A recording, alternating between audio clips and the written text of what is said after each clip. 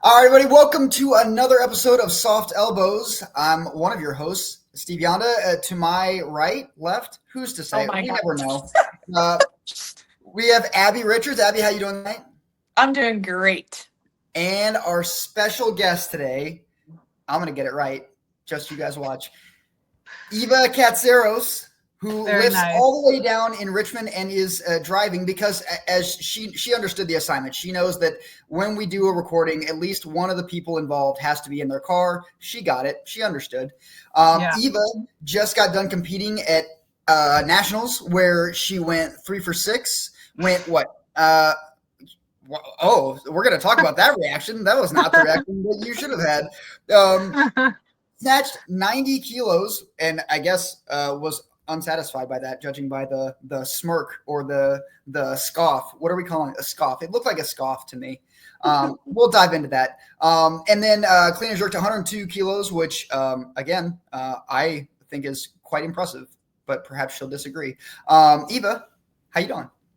I'm great. I'm good. Thanks for, having me. Yeah, I'm in my car. I'm actually in Ohio right now. I'm doing one of my diabetes things that I do. So that's why I'm so glad you brought up the diabetes thing. We are going to ask you about that here in a little bit. But before we get to that, we're just so everybody knows, we're going to try a couple of different formats in the next couple of episodes. We're going to try to change it up a little bit, see what you guys like, what you guys don't like. If what you guys don't like is one of the two primary hosts, I have bad news. We're not changing that part. But the formatting is something that you can let us know about, and perhaps we'll change it. So for Wait, today, do you want to tell them the big news about what platforms we're on now? Oh, that's right. Did we not? Oh, wait, that's right. I kind of broadcast. Brian, after a year of promising and not delivering, Brian Leung finally got us on. What do we got? We're on Spotify now. We're on. What else are we on? Apple. We're on Apple. We're on HBO Max. We're not there. We're not there. On HBO. We're not on HBO We're Max. still on YouTube, but we're still on YouTube. But yeah, Spotify and Apple Music. The only person I think that will be stoked about Spotify is Christopher Camaneris. Who, by the way, just so we're clear, got no kickbacks for this. This was not a paper place. For legal reasons, he got no kickbacks. I love Spotify. Okay, so we're under your head is. I think a lot of people use Spotify. Pretty sure. we knew that from the start, and we just didn't do it. Like there's Apple no Music nothing prevented us from doing it. We just use Apple Music. That's not a thing. If you use Apple Music, stop. If you're currently listening from Apple Music, stop what you're doing. Listen, let me justify this because I have 10,000 songs downloaded on Apple Music, and I'm going to be real honest with you. I do not want to start over on Spotify. I just don't. I've committed. I'm too far deep. I don't want to start over with my musical library. I'm good. I have a question. I don't follow Taylor Swift nearly as closely as you do. But I don't think she has 10,000 songs. So who else are you listening to? I feel like she would be betrayed by this development. I do like other artists other than Taylor Swift. Yikes. Okay. Well, I mean, listen, not everyone can be her number one fan, and it turns out it's not you. It definitely is not, but that's okay. All right. So we are on all those platforms. And one day soon, Brian promised he would get us on HBO Max. I don't know when that'll happen. Who's to say? But the original point that we were going to try to make is, so today's format's going to be this. We're going to dive right into our interview with Eva. We're going to learn all about her and her weightlifting journey and how awesome she is despite her earlier scoffs. And then Abby and I are going to very politely kick Eva off the show and discuss other local weightlifting things. And then we're going to fight to the death. Oh, and then we're going to fight to the death, which I was not prepared for. Live, yes. Live and in separate locations. Yeah.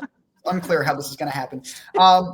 Eva, so I did a little background on you and your weightlifting journey. I know. I talked to all of your closest family and friends. We've spent all last week just talking about your deepest, darkest secrets.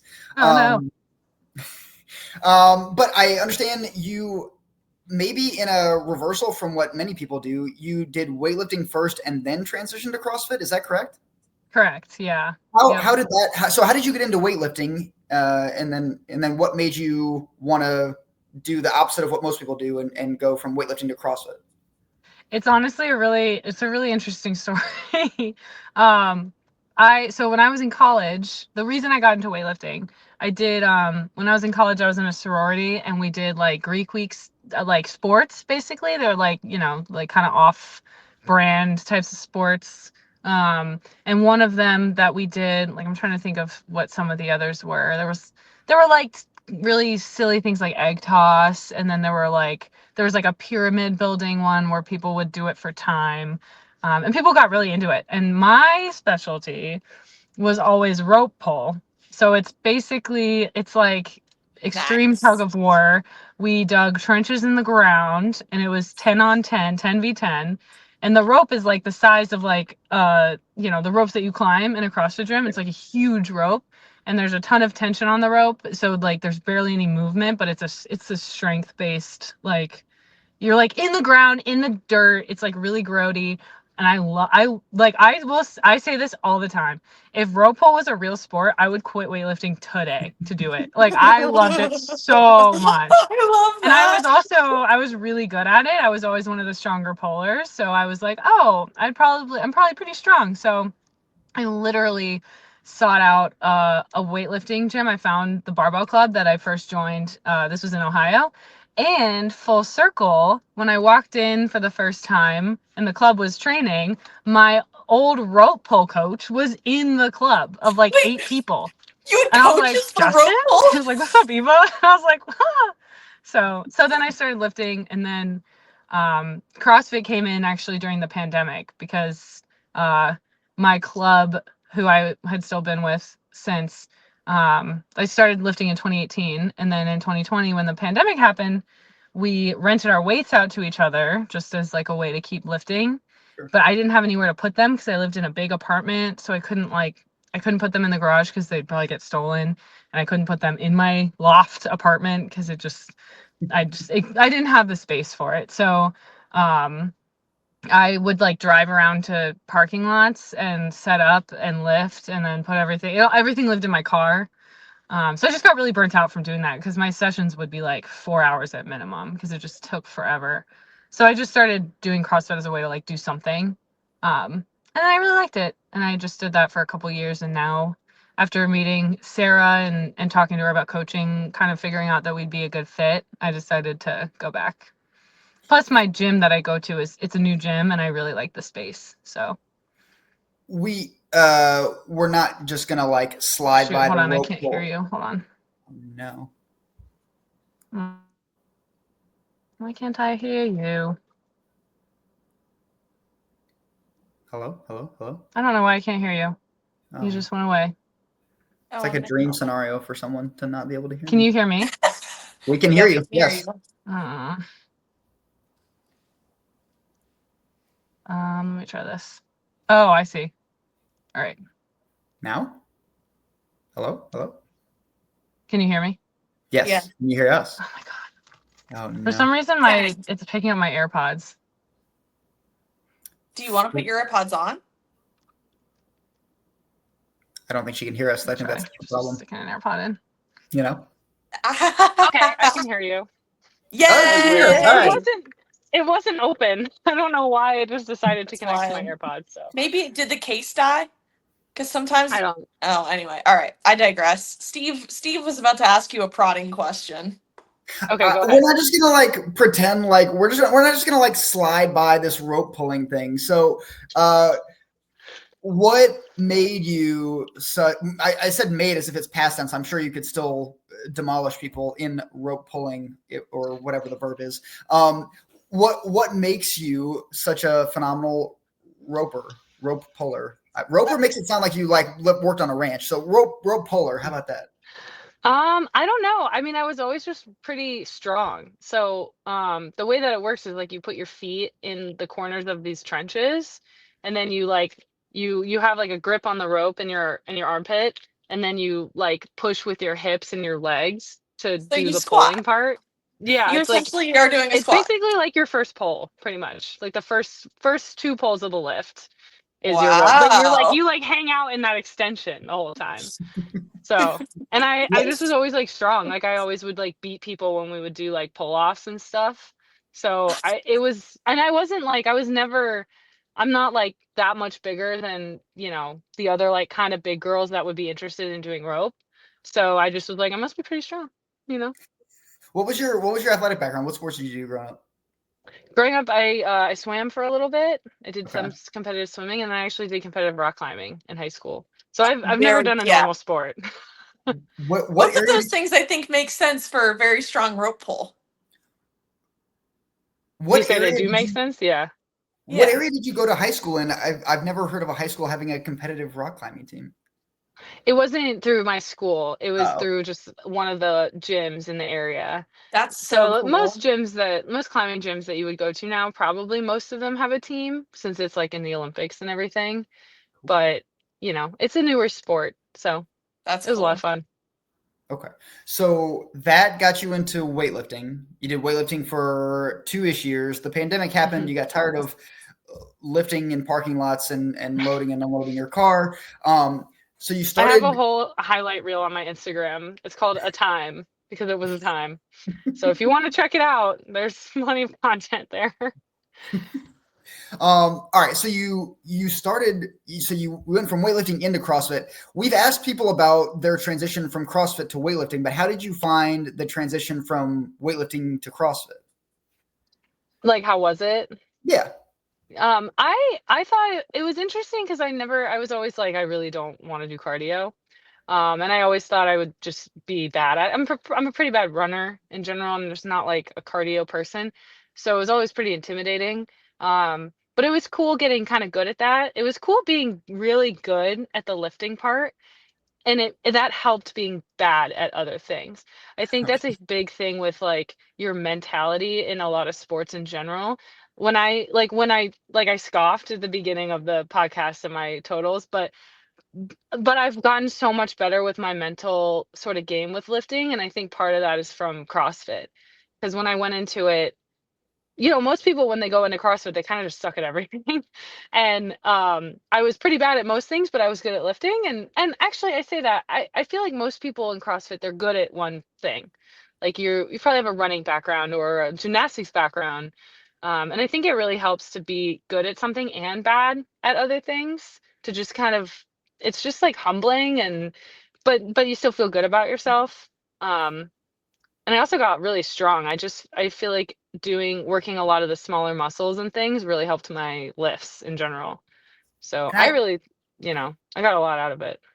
I imagine that in a sport where you're expected to be good at like a large number of things, being proficient at I don't know all of the things they do in CrossFit, but I would imagine that from like a difficulty standpoint, like being good at the things that require the most technical expertise from the outset makes it easier. Like it's probably easier to become like efficient with wall balls than it is to like gain a whole lot of ground in a small amount of time for like snatching or clean and jerking. So I like 100%. Yeah. so easier to pick up the other stuff. But I also know, like, Abby and I can both speak to the large amount of time that you spend that people can spend just training weightlifting. But I would think that it would be uh, even more so for CrossFit because you've got so many things that you're trying to be very, very good at and keeping up those proficiencies over time. Did you find that like from a time standpoint or from like a bandwidth standpoint, like that CrossFit was different, more challenging, less challenging than weightlifting in that regard? Yeah. I got like really obsessed with it. And I think a lot of people fall into that with CrossFit because you just start looking at all the different things that you want to be better at. Um, so I fell into that pretty heavy. I was really, really obsessed with it. And then it bled into everything I was eating. Um, just my discipline and regimen. It was the most important thing in my life for a long time, for a pretty good amount of time. But I think I just became a little too obsessed. Okay. And I kind of tend to do that with sports. I go in really hard and then I get a little burnt out. So, so that is something that I learned from CrossFit in general, was just how to have balance if you want it. Like some people, especially for a sport like CrossFit, and honestly, I mean, probably weightlifting too, you kind of, if you want to be really, really good, you kind of can't have balance, in my opinion. So it kind of, for me, I got pretty good at CrossFit, but I definitely sort of had to take a look at my life and think about, do I want to be balanced and go out with my friends and, you know, not have to think about every last thing I'm eating so that I can just crush this random ass workout on a Wednesday for no reason. You know what I mean? It's like you kind of just have to decide what's important to you. And it got to a point for me where I was like, I want to hang out with my friends. I don't want to have to like sacrifice all these things for what? I mean, and I say for what? And some people would say, well, okay, then you don't want it badly enough. And it's like, yeah, that's correct. If you want it badly enough, because I kind of think even for something like weightlifting, I think is a little different, because I really feel like when you win a national championship or set a record, like that's just yours forever. It doesn't even matter who showed up, none of that. No, weightlifters don't, in my opinion, in my experience, it doesn't feel like weightlifters talk about that. But in CrossFit, it's like you cannot be like, you'll see people who win the games, and people will be like, well, this person wasn't there and that person wasn't there, and this year was weird because of X, Y, and Z. And it's like, dude, it doesn't matter. They just won. Like, what's his name? When Roman Kronikov broke his foot, and then what's his face? Jeff Adler won. Everyone was like, it wasn't real. People have won twice in a row, and the first thing they say is, well, now that I won, I can say it's not a fluke. It's like the first one wasn't a fluke. So Yeah. I just think CrossFit has a little bit of a that's a little bit of a issue. I think if you're doing it, if you're not careful, I think you can fall into that sort of mentality of never being satisfied. And I don't know if I even answered your question, honestly, but No, you did. Absolutely, you did. Yeah. So I guess then, what was there like a moment or like an event, a certain thing that may kind of click for you? Like, all right, I don't want to be in this anymore. I don't want to do this anymore. I want to go back to weightlifting, or I just at minimum just don't want to be doing this. Was there something like that, or was it just like kind of over time you just kind of got burnt out or tired of it, for lack of a better phrase? I think the biggest thing for me was when I was doing some travel nursing, and then I went back to Cleveland, which is where I started lifting and where I went to college. So I have a lot of old friends in Cleveland. And I think that was sort of the impetus, because I was like, do I want to spend all my time in the gym, not, like all of my time, or do I want to spend some of my time in the gym and some of my time with my friends? And I really had that like conversation with myself and decided that I wanted to do the latter and have a life. And then, here and there, I've had some some loose opportunities to do team and things like that, and it's never fleshed out. But when I met Sarah, well, I've known Sarah for a little bit here and there. Sarah Tyler, my coach. I clicked with her really well as far as how our coach athlete relationship would be. And at the same time, the gym that I train out of, Big Gratitude, they were opening, and I just love the space there. And I really love the community. So it kind of felt like between just kind of feeling a little lost with what are my goals with CrossFit, and then all of those things kind of falling together. It was sort of just, because it's hard it's as much as I talk about deciding I want to balance, I'll still go back into CrossFit and be like, dang, I kind of suck at this, because I see it. I'm like, I'm not putting the time into it. So then you just don't do as well, but it's okay. But I do get like obsessed in that way. And I think weightlifting is a little easier to have balance with, which I like.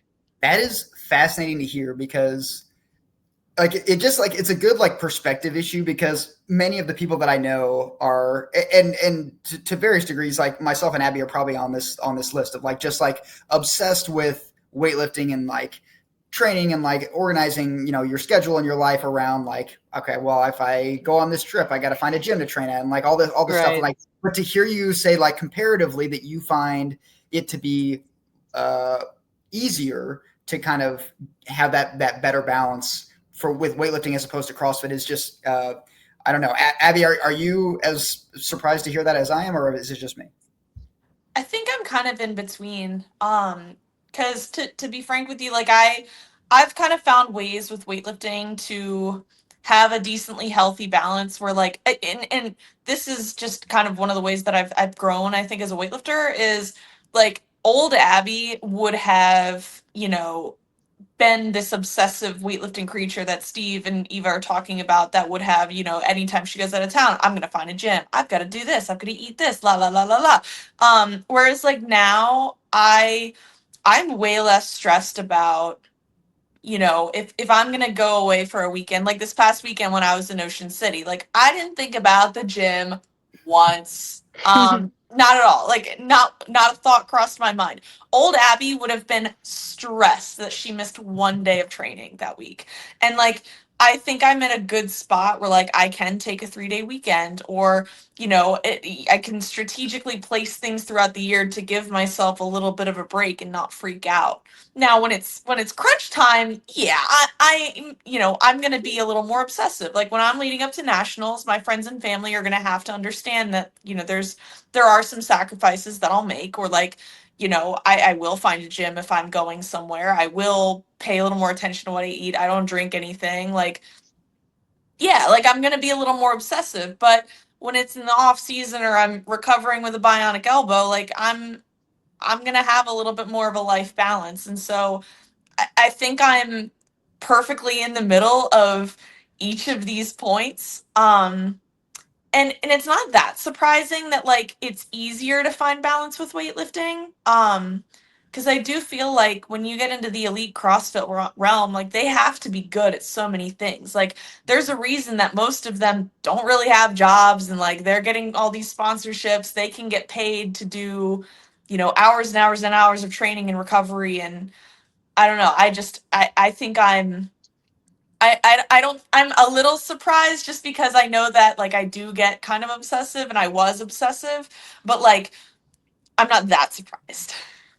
Eva, when you were transitioning back into predominantly doing weightlifting, I mean, especially given your experience with CrossFit, did you find that it was easy to just go from like, all right, obsessive about this thing to like, not, I don't want to say like casual, but like healthier balance wise with weightlifting, or were there still some of those like old urges, old instincts to like want to do the thing all the time to be as good as you possibly can right now? Yeah, no, I definitely I had a lot of I don't know, sort of desires to jump into workouts a lot more than uh it's kind of a balance because it's like, is one workout gonna really mess you up? Sometimes, yes. And I've had that happen to me where there's like one specific workout where it was the beginning of my cycle, and I can tell you I feel like it really screwed up my whole cycle in a way. But or at least the first block. But there's that. Or is it like, is it good for your mental health to just kind of move sometimes? That's definitely good too. And that's where like, I say I'm not as obsessed, but then like I do get a little obsessed with lifting, and I'm in the gym for like 4 hours, and Yeah. yeah, it definitely exists. I think it's just a little bit easier to not think about it like when you're not at the gym.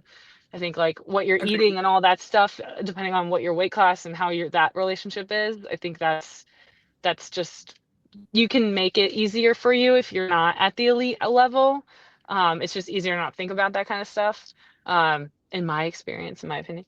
But it definitely took a little bit for me to not have a lot of like FOMO.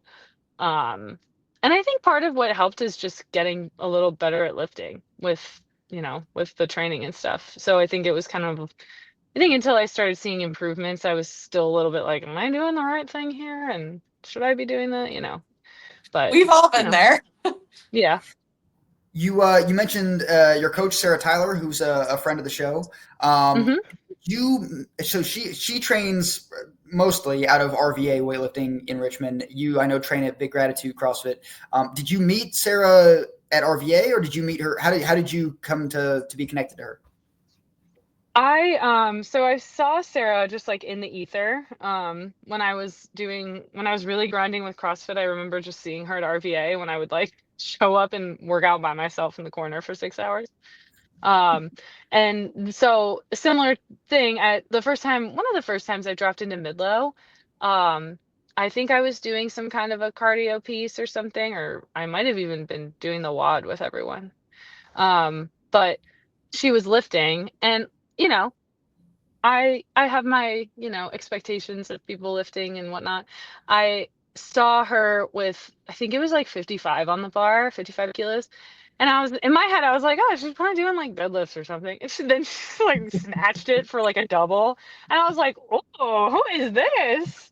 So I just kind of was like, hey, nice lift. And that was definitely the first time I met her. And then I just kind of saw her around. But we hadn't really chatted until this past year over the last summer about, like I didn't know she coached. So, so we just kind of talked, and I hit her up, and yeah. So you've only been back to predominantly doing weightlifting for roughly a year, is that right? Yeah, since August, so almost a year. So not quite, almost a full year. Hell yeah. And you're then, already at nationals. Yeah, I was just gonna make this point. Yeah, like just as casually as possible. You just like what I know you competed at the Arnold, and then was that where you qualified for nationals? It's not. Oh, okay. I qualified. I bombed at the Arnold. I qualified for. Abby, I qualified for. You were supposed to cut me off. I wasn't supposed to bring that up. That is not on me, Steve. This is all you. You can bring it up. No, it's fine. You can bring it up. No, I qualified at RVA at the RVA Open. Okay. All right. Yeah. So wait. So RVA was before the Arnold then? Yes. So you qualified for nationals in your first meet back as a full-time-ish weightlifter. Is that correct? Sort of. I mean, I did an online qualifier. Sort of. Like you either did or you didn't, Eva. I mean, I guess I did, because I just did like a total for the Arnold with the online qualifier in like November. Oh, okay. So you did online qualifier to get to Arnold, and then you also did the RVA Open, and that got you to seniors. Yes. Okay. All right. Gotcha. The point is, it was a rather efficient path back to the mountaintop. Yeah. So while we're on that topic, now we'll discuss your nationals performance, which I guess didn't meet your standards, but certainly met mine. And Abby, I assume you're equally proud of Eva. Hell yeah, of course I'm proud of her in her place. Honestly, anyone who totals at their first national meet in my books, like that is such an accomplishment, and I think it gets really downplayed. So anyway, carry on. So I'm trying to remember how this went. You opened at 86, is that right? Yes. And then, if I remember correctly, you missed 89 next and said, fuck 89, put 90 on the bar, and then made 90. Is that roughly how that went? Pretty much, yeah. Sarah, I think, wanted to give me she wanted to give me a second to rest. So partially doing that to put 90 on, but then also partially when I at the Arnold, I opened at 89. Which was definitely an aggressive opener, but I had a really good cycle, like especially with my snatch. So I felt very comfortable opening at 89, and I was very excited. Proceeded to miss all 3 of my lifts, and I missed 89 twice, and then I took 90 and missed it. It was just I've learned a lot from the past couple last 2 meets, but so we've decided that fuck 89. It's either going to be 88 or 90. Yeah. Fair. I mean, not really, but yeah. So yeah. And I'm glad, 90 is good. I was happy with that, so. I'm curious, given your experience at the Arnold, where you went, 89, 89, 90 and missed those 3. And then so you were already on the board at nationals. You'd gotten that the anxiety of that, which is real and significant, out of the way. when you missed 89 and it became clear, well, I don't know whether Sarah told you or you figured out, however it played out, that you knew that 90 was going to be the next attempt that you take, the last attempt that you take for snatch. Was your mindset, consciously noticeably different than it was when that played out at the Arnold, or were you not like really thinking about that at the time? Yeah, it was much different. I mean, at the Arnold, I kind of had I'd been looking at the numbers, and if I had had like a perfect day at the Arnold with my snatch, I might have medaled. I can't remember if it was, I don't remember even looking at the board after everyone lifted. Um, but I think I was like in a decent position to like potentially get a bronze medal for the snatch and also PR. So once I missed my opener, and then, in my like, well, that's all out of the window. Like, like I can't, that's unattainable now because I just missed the whole plan's messed up. I think that was, I just couldn't come back from that. And that was a really poor way of looking at it. Of course, because you miss one lift, you still have two more to go. And then at nationals, when I missed 89, it really just brushed off right away. I was like, well, I've missed, sometimes I miss those weights, and I don't even remember if I really rushed it as much as I think sometimes when I'm lifting at meets, like my midline, like my trunk is just a little bit wobbly, like when I get nervous. That's sort of like one of the manifestations of the nerves for me. Okay. So when I sat back and I was waiting, and like I really didn't have a doubt. I was like, okay, I'm just gonna go, be patient. I just gave myself my cues that I know work well for me, and I felt much more confident, just much more excited, I guess, than at the Arnold. I wasn't feeling like, oh no, it's the Arnold again. I was just like, you know, just be patient, hit a good lift. You can hit this, and then that mindset was much better. Was there anything like consciously and or intentionally that you and maybe you and Sarah worked on in between the Arnold and Nationals to better prepare you for moments like that? I mean, obviously you didn't know that was going to play out the way it did at Nationals, but like, did you guys, like from like a mental standpoint in training or from a physical standpoint in the things you were doing in training, like did you guys try to prepare for those moments any differently or in between that time frame? Sarah's answer to this would probably be very different than mine. For one, I think Sarah definitely tried to give me a little bit of a, hey, we're gonna do this heavy day, and you can only earn these attempts if you make these, and if you only make two, then you can only take this, and this whole thing. Um, and that day, this past cycle has been very, I've just had a lot of like obstacles. I got really sick. I had a shoulder tweak that was really frustrating. I couldn't do like anything overhead really for like a week and a half or 2 weeks ish, which isn't terrible, but it was getting close to nationals, so it was Yeah. kind of frustrating. And then I got sick like 2 weeks before nationals, so just a lot of like little things like that. And my snatching has just felt really unfamiliar to me, despite it, being, I was still hitting lifts. It just is definitely a mental thing. So I think with all of that going on, going into nationals, I was kind of like, like my expectations were pretty low. Yeah. So I wasn't, I didn't have, you know, um, I think that really helped in general. And also just having the experience at the Arnold of, I think because I've been in the sport technically sort of in it for a long time, even though I haven't been competing, it feels like I've been in the sport for like 7, 8 years or whatever. But Yeah. technically I haven't, because I've only been competing for two or what, 3, 4, 3-ish years in weightlifting specifically. So I think just remembering that and respecting the fact that I am kind of a rookie in the world of competing helped a lot too. Because I think going into the Arnold, I was like, I had just gone 6 for 6 at a local meet, and I was like, I got this. Like, this is gonna be easy. I was literally watching people on the rogue stage going like, these scrubs are missing their openers. Like, what? And like, that's not how I maybe some people, the confidence is like all they need. But for me, it just manifested as me rushing most of my lifts and not really just whatever. So, so going into nationals, it was much more, if it just felt more fun. And yeah, the energy was just much better. So. Okay. And I saw from the Instagram that you did go back to CrossFit for briefly, or at least one day. You and Sarah did, I think, a workout together. Yeah. I assume that portion is over with now, or are you still in your like break period?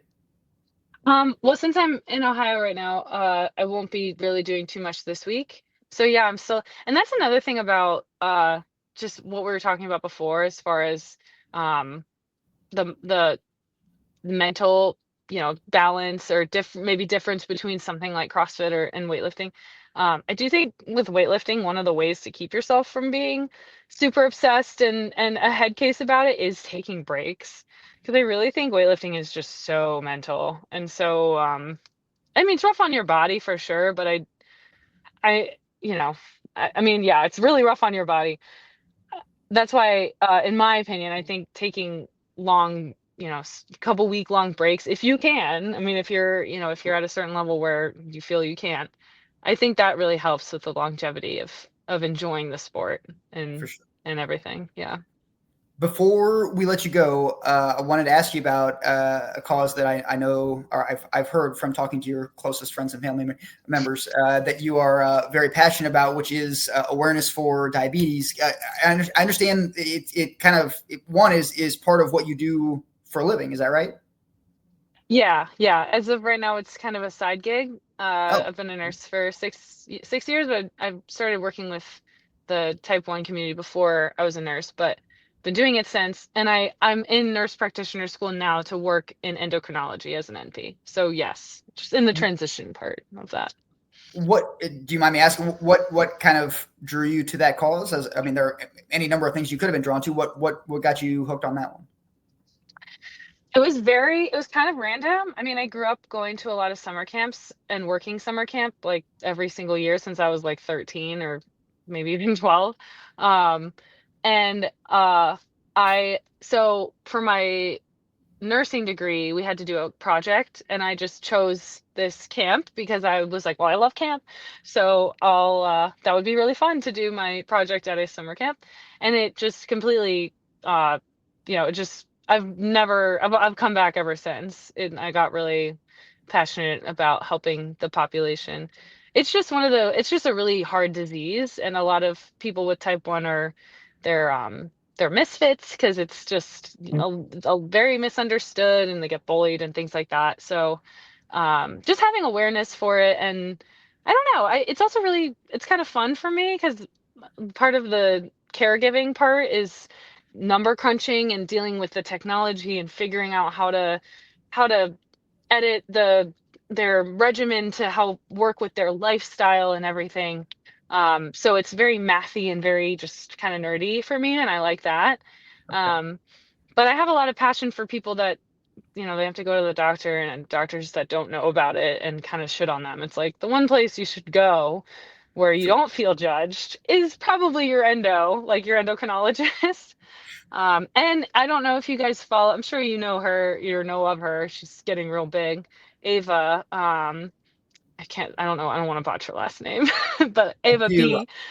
P. Yeah.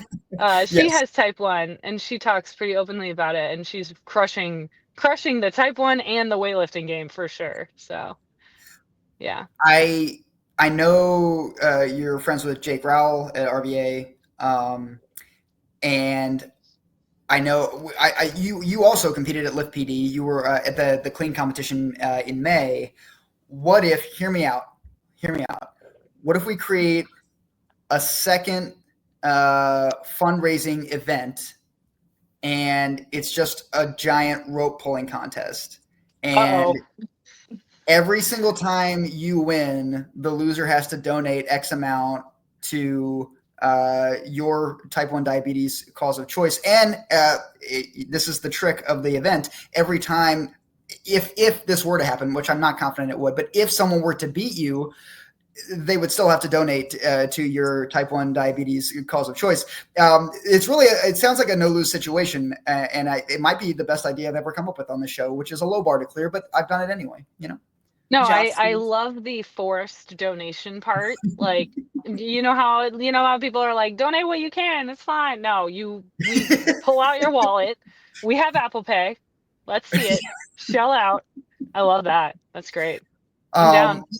You know how people do like fundraising dinners, and you got to buy like, I don't know, like $1,000 to get a seat at the table or a plate of food or whatever. Like, Yeah, we'll just do this with rope pulling. Like, yeah, come down and like pull ropes with us, but also you have to pay a minimum of $500 to walk through the door to get to pull the rope. I mean, that could be fun.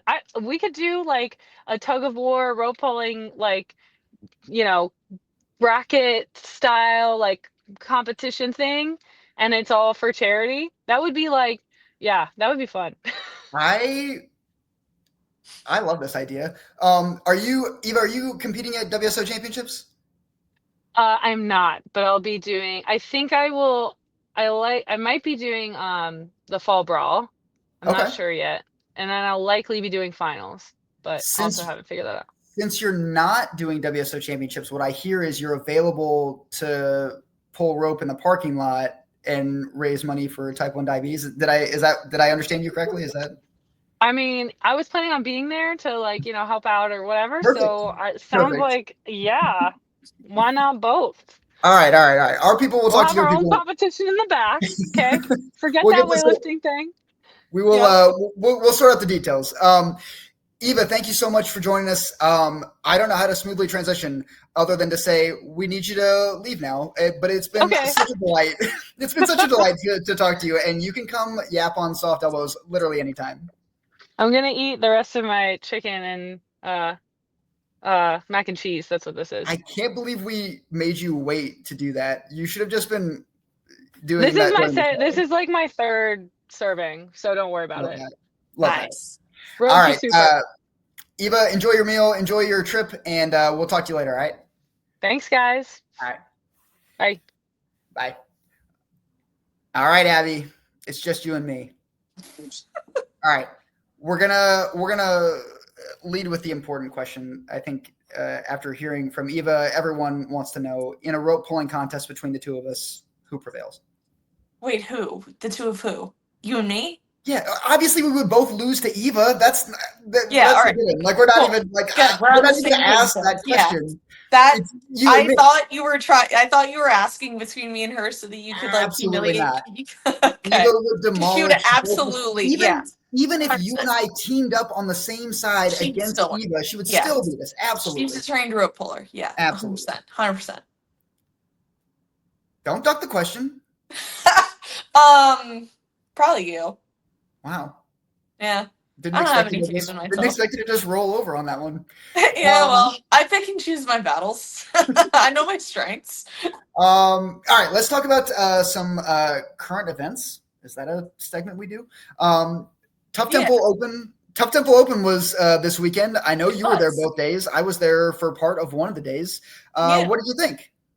I thought they did a great job. John Weeks, as usual, ran a great meet. They had a new format this year where there was like a little more space for the athletes to like walk out of their little warm-up area onto the comp platform. I thought that was pretty cool because like, as somebody who gets claustrophobic very easily, I do pick and choose which local meets that I do, specifically on how claustrophobic I think they're going to make me. So that was one that, like, having that nice little, like, waiting area, that was, like, a little more open. There weren't people back there. That was pretty nice. And everyone who lifted did a great job. Saw some really good lifts. Hopped on the mic for a couple sessions. That was fun. Would be remiss if I didn't shout out my my fellow Abbies. 2 of the 4 DC Barbell Abbies completed this weekend. Abby Kahn, she went 5 for 6 in her first competition ever.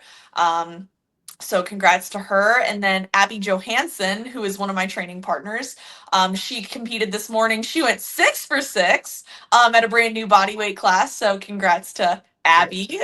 And then my other teammate, Evie, did not have the day that she wanted, but ultimately mission accomplished. She came in just wanting a total for Master Worlds that's in Daytona. She achieved that. And she had some really great gems and sparkles in her hair, and I can always appreciate a good sparkle. Okay. I was surprised to see, and I saw this shortly before we hopped on for this recording, you were announcing, as you love to do, but reposted someone who also served as an announcer at the meet this weekend, and I can't believe that you are just allowing the competition to traipse all over the DMV weightlifting page. What's going on there, Abby? I don't know that girl, so I really I'm holding back when I make this statement. And I just don't want anyone to get offended because I don't genuinely mean any negativity to this, but I'm pretty secure in my skills as an announcer that I don't really feel threatened by other announcers. Wow. I'll tell you, now that I've heard that, as soon as one, you have to tag her in when we post the show. Two, no, I'm not doing that. I'll do it if you don't. Two, as soon as this recording is over with, I'm going to message that girl and be like, you got to come on our next show because Abby's been talking shit and we got to figure this out. I don't know her, and I'm sure she did a great job. I don't know which session she did. Once again, I am secure in my own abilities that I don't feel threatened by other announcers, including that girl and our friend, Chris Kamenaris. I don't feel threatened by anybody. Wow. Well, that's something for you and your therapist to talk about, but that feels like a good thing. No, that I'm secure in my abilities, that I don't feel threatened. Shouldn't you be happy for me right now, Steve? This feels like growth. You're right. Thank you. And just the same, we've got all sorts of events, side prop bets. We're going to call them prop bets for WSO championships. Prop bet number one. We're gonna see if we can get one of those sport gambling apps to sponsor WSOs. Steve, I had this idea last year on the show, and you said, Abby, no, Abby, bad. No. But here's the benefit of the passage of time. Everyone forgets my old positions, and now when I take a new one that is diametrically opposed to my old one, this was my idea first. This was my idea first. That was a great idea. I wish Abby had come up with it so we could give her credit. Unfortunately, we have to give it to Steve, and that's how things go. Can you imagine, a year from now, what recycled ideas will I have of yours that I'll be taking credit for? Anyway, back to my great idea of Wait, where were you going with this? Prop bet number one. Can anyone beat Eva in a rope pulling contest in the parking lot at WSOs? I'm guessing no. I'll actually wager a lot of money on that. Prop bet number two, when we have day one, session one, Abby announces. Day one, session two, girl whose name we don't remember will announce that session.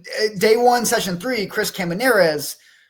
We know who's going to finish third, but who will finish first between you and our new friend who we're going to tag in this episode, but whose name we are not.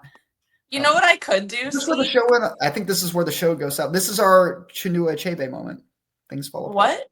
It's a literary reference. It's okay. Maybe Chris will understand that. You know what I could do? I could just post a poll on Tuesday on DMV. Who is your favorite DMV announcer? Yes, I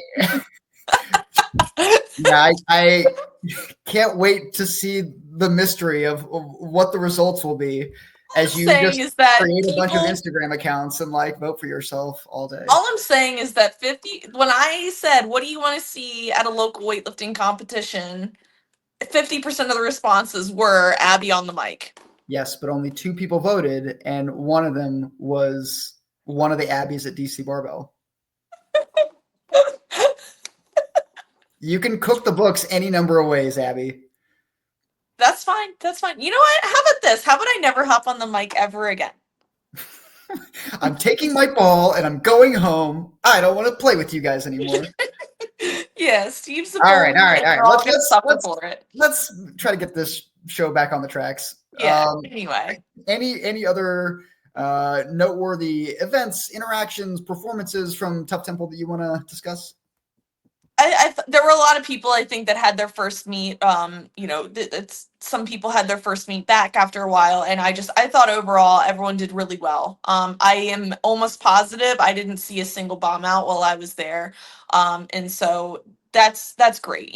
That's truly within the weightlifting realm. Like that's what you want to see when you go to a local meet. Like I want to see everyone total. I want to see everyone have a good time, whether it's the total they want or not. I think everyone totaling is great. Our good friend Carly had a time. She went in with some aggressive openers, aggressive goals, and just not feeling her best. And she still went out and fought through every lift anyway. And I love that. And I love her. And so, shout out to Carly just for being a fighter. And we will see her at WSO. And I think she's going to have a really great meet after a summer of training.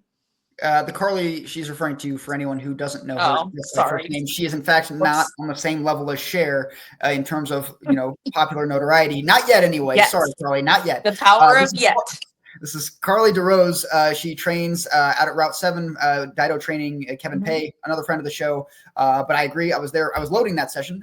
She did very, very well. And I also agree that at WSO Championships, she will almost assuredly qualify for AO Finals. And I know it's not called AO Finals. I don't care. I don't care. We're calling it AO Finals. This is our show. We refuse to bend to corporate America.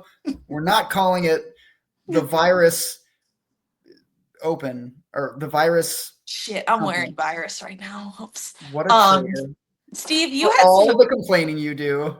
You're a sellout just like everybody else. You know what? You had some opinions about the reffing. I think we should talk about that. I want to talk about Sure. Let's talk about reffing at local competitions because I have some opinions, not necessarily about this one, but hold on. Before we get to our opinions, I want to hear them. I do. Yes. I will also share mine.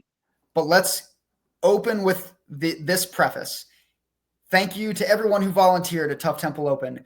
Volunteers are so hard to come by at local meets. We will be begging for them at WSO Championships. And I know John Weeks is very much appreciative of everybody who volunteered this past weekend, to include the refs. This is not us trying to beat up on anyone who volunteers for local reffing jobs. It's a tough job. It's a tough job because you're often, especially at local meets, you are seeing people who are your friends, your training partners, people you know like in the general area because you see them at the same meets. It is tough to objectively evaluate people that you know, certainly tougher than it is when, if you were like at a national meet being a ref and trying to like judge, was this a red or a white light for some schmo I've never met and will never see again. It's a tough job. That said, Abby, go. Say your thing.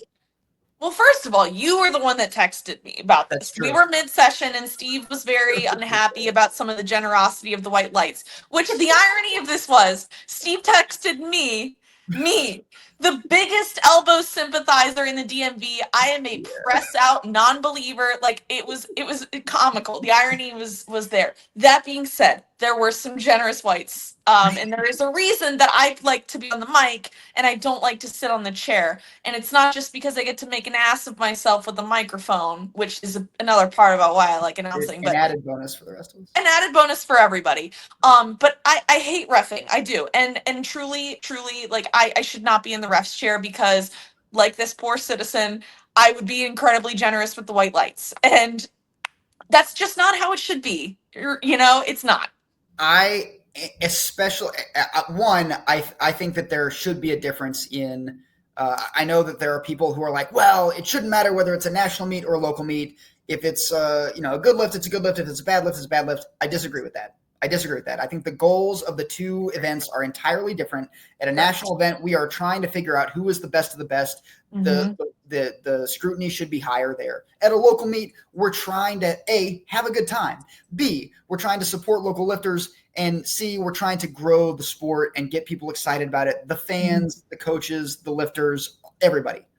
I am in favor at local meets of people being more generous than the reffing is at national meets.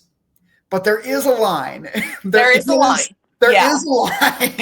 And I just was concerned that at some point on Saturday, we may have wandered a little far away from that line. That was it. That was my concern. I just if you're in a reffing chair at a local meet, you should be looking for a reason to say yes. Agreed. But you can't do that while just blatantly ignoring all of the reasons to say no. Right. There has to, I think this is kind of where the big debate comes in. And I know a lot of the rebuttal that Steve's statement, and I agree with Steve for the record. Like I think that local meets we can kind of like be so for real.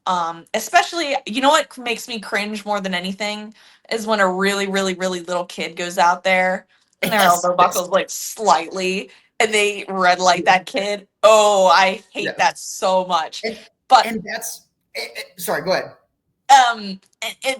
But you know, again, there is a line, and I think a lot of the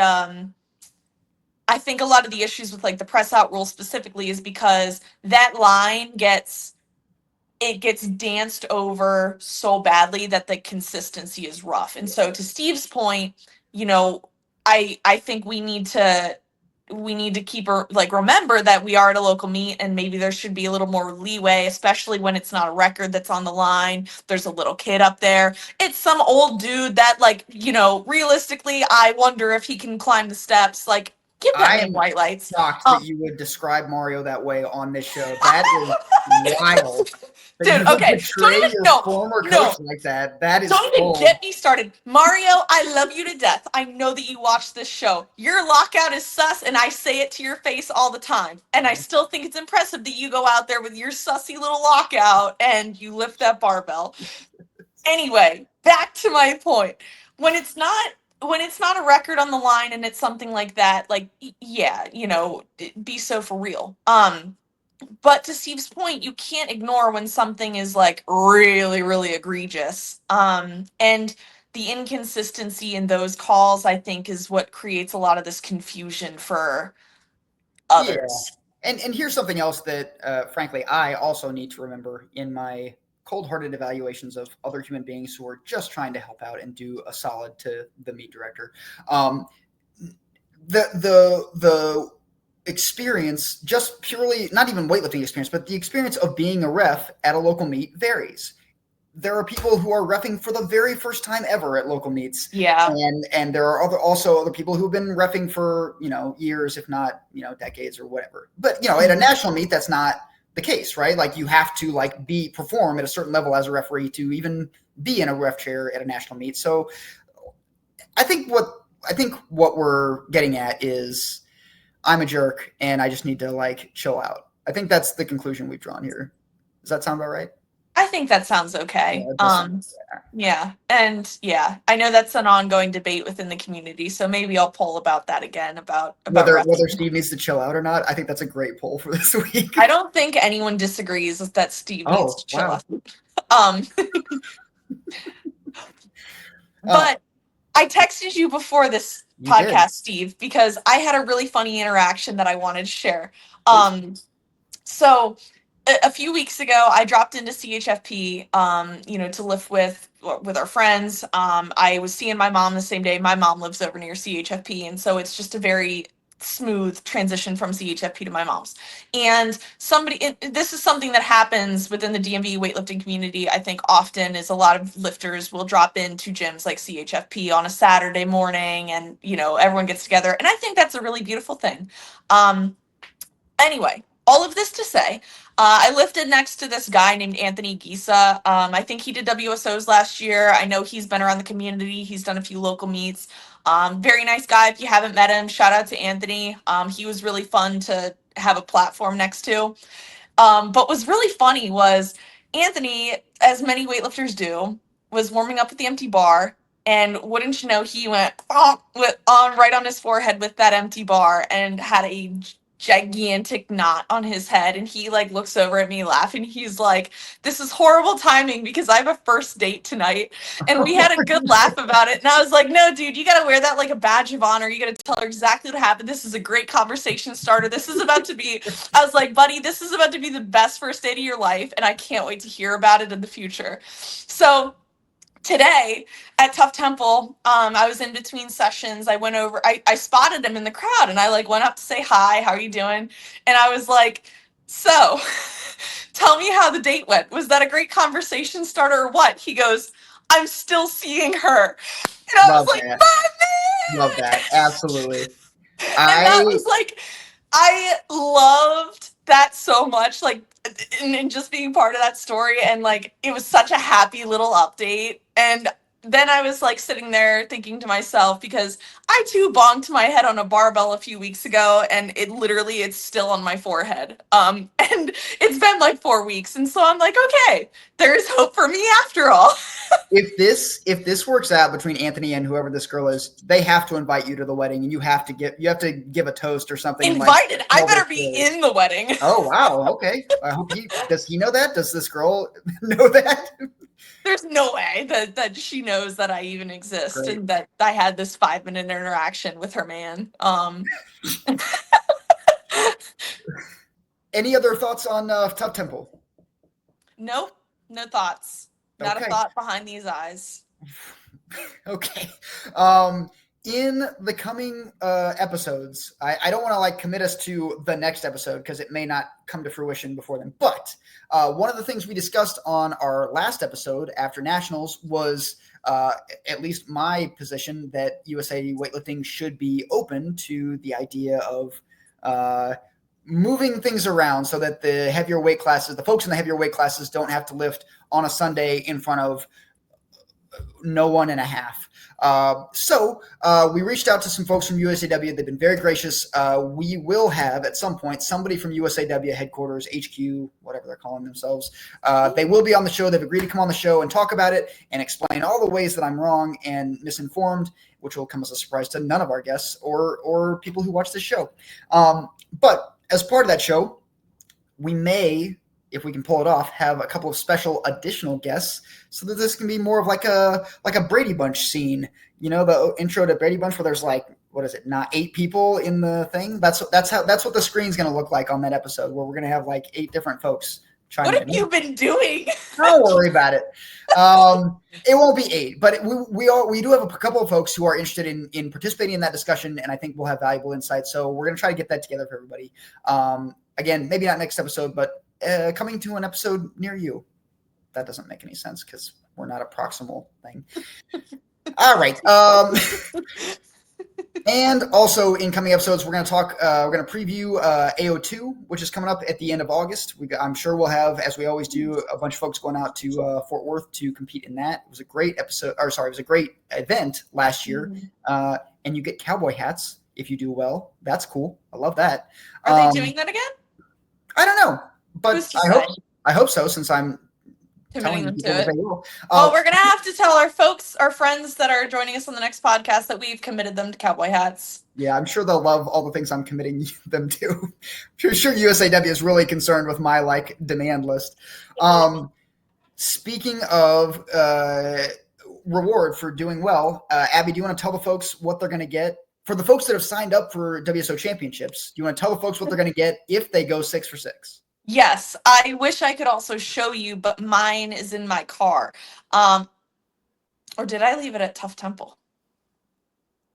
Anyway, well, I have an existential crisis about how forgetful I am because this happens all the time. Folks who go 6 for 6 at WSO championships are going to get a really sweet insulated blender bottle. So like one of those bottles that keeps things cold, but a blender bottle, and it's branded DMV. It looks really cool. Very cool. And just like last year, if we have so many people go 6 for 6 that we run out of our prize, again, just like last year, Brian has promised to give the remaining people $20 each. So everyone's going to have a great time at WSO championships. Except for Brian. But Brian will have a good time despite the fact that we're going to bankrupt him. Anything else for this week, Abby? Nope. All right. Thank you all for joining us. Thank you again to Eva Katsaros for being our special guest this week, and we will see you all in a couple Tuesdays.